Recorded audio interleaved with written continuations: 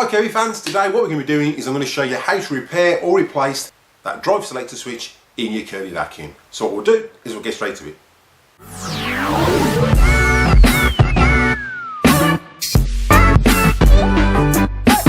Hi Kirby fans, welcome back to the channel. Again, those new to the channel, if you're getting value out of this content, then make sure you do us a favour and slap the subscribe button, ding that bell for notifications so you don't miss any upcoming episodes, give us a big thumbs up and comment down below. I will reply to the comment, and if I like what you comment, I'll pin it to the video. Right, so today what we're going to be looking at is the drive selector switch. If you watched the previous episode, I did pick up a G7 and refurbed it, and I've got a bit of an issue with the tech drive, just making that sort of grinding noise when you put it back and it's in neutral. Right, so what I've got is the tech drive adjustment, drive and neutral. This is a brand new one, and I don't know if you can see that, but what tends to happen is it tends to come apart just here. And I will show you one that has come apart, and obviously this G7 one has as well. And this is what actually causes it. So here's another one, you can probably see a bit better. That's how they come when they're new. So they're fully up. And then we'll do a comparison. There's one, you can actually see the gap in that one. Okay, now what happens, as you switch it over, this part here pushes up to neutral, which pulls the lever across and pushes to the right, pushing the spring back on the actual mechanism. What happens is, as this pushes out, there's less pressure pushing that lever backwards in that way motion, and that's what causes your tech drive to click. Another reason as well is on the actual axle, you've got two little ball bearings under one of the cogs, and if you get a bit of grime in there as well, that can force the spring not to open as much. There's three ways of fixing these. One is obviously just buy a new one and see how long it lasts you. I mean, they seem to last pretty well. I mean, like I said, I've got a G4 and it's never ever popped off. It must be a better fitment on the spline. Yet these Century ones seem to come loose, and the G7s seem to be a big issue on the internet from this fault. Now there's three ways of fixing these. You can either tap it on, which I will show you in the video, and see how long it lasts. You could tap it down, and as someone's done, they've put super glue on there to hold it. What I haven't got any super glue, so I'm going to be using the hot glue today. So I'll be tapping it down and just putting some hot glue around there just to hold that. And there's another way that somebody recommended, is obviously tap that back and then just get a hacksaw and put two little slits in and put a circlip around there, which I think it worked quite well, and that would actually hold it. My biggest fear with that is obviously if you cut too deep, you're going to snap this spline off and you're going to need a new one then anyway. But what we'll do is we'll jump to the video and we'll quickly look at how this G7's coping and what's causing the issue. Right, this is a G7 that I picked up. Tech drive's working fine apart from this. I'll just show you. It's not, and I don't know why. Well, I do know why, but I'm getting that noise. Now I'll quickly open it up and I'll show you inside what's actually causing that. Right, so I've just zoomed in,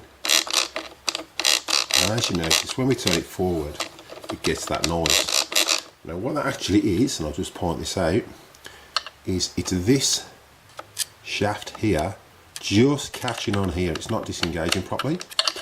And what we'll do is I'll quickly take it apart and just show you what causes that, how to repair it or replace it. It's entirely up to you, and I'll just explain what actually happens. Right, so we've got the tech drive out now. So if we tip it, it doesn't make any noise. But if we tip it that way,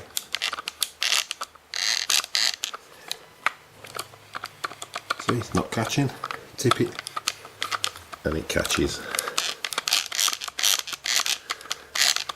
Okay, so what we'll do is quickly take it apart and I'll quickly show you what causes this issue and how to fix it. Right, to release this switch, just make sure it's in drive, and then we undo this. If you watched a previous video, I refurbished this Kirby. I just never got around to doing this, so we'll just take this out. And out it comes. Okay, lift this off and I'll show you what the issue is. Right, so what I've got is I've got a new selector switch here, and as you can see, there is no actual gap there. nothing. Okay, can't get a pencil or anything. And when we pick up the G7, what happens is this releases off this shaft. Now I can actually get my pencil lead in there. And what it means is it's not activating that little this mechanism here. When it pushes it to disengage, it's not disengaging it properly. And that's all it is. It's just a simple fix. But all I'm going to do today is just tap this down because it's literally released, and that's all it is. If you look, you can see the little gap. So what I'll do is I'll quickly zoom in and just show you how to tap it down back into place, and it will stop that clicking. Is I've got just a coaster, and let me sit there on there. It's probably better if you sit it outside. Just a screwdriver bit holder, and I'm going to sit over there, and then just give that a nice, and that should have pushed that down.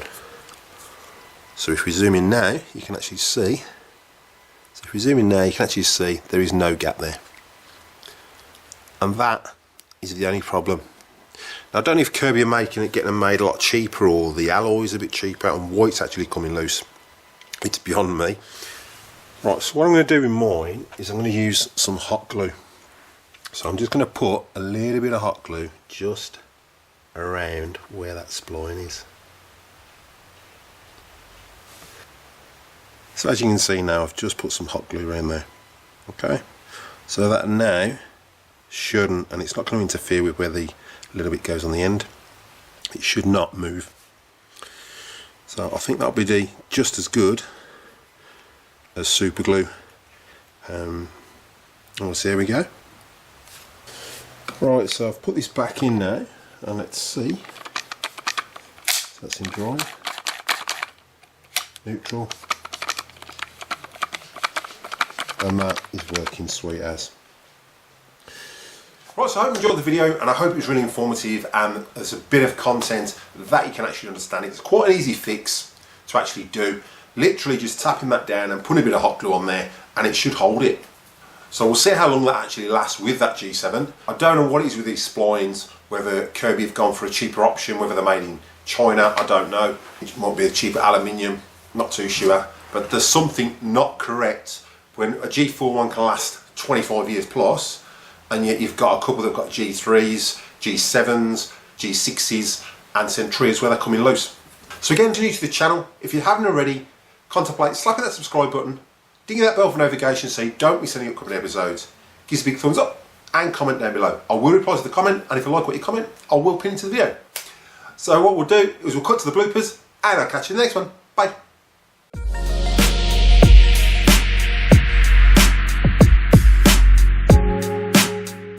So don't miss some of the upcoming episodes. So you ding that bell for notifications, and comment down below. So again,